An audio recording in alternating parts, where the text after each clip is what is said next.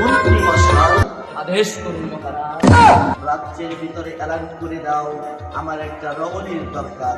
রমণীটা যে কোনো রকম হলেই চলবে, যেমন বেগুনা নারী, যে কোনো আমার এই রাজসভার ভিতরে যদি কারো থেকে থাকে তুমি এলান করে দাও। আপনার আদেশ চিরধারণ হোক মহারাজ। কে আছে?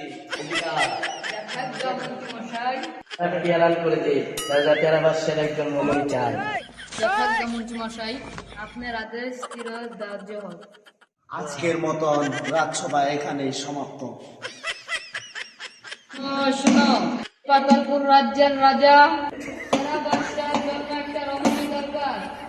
যে ব্যক্তি সন্ধান করতে পারবে তার জন্য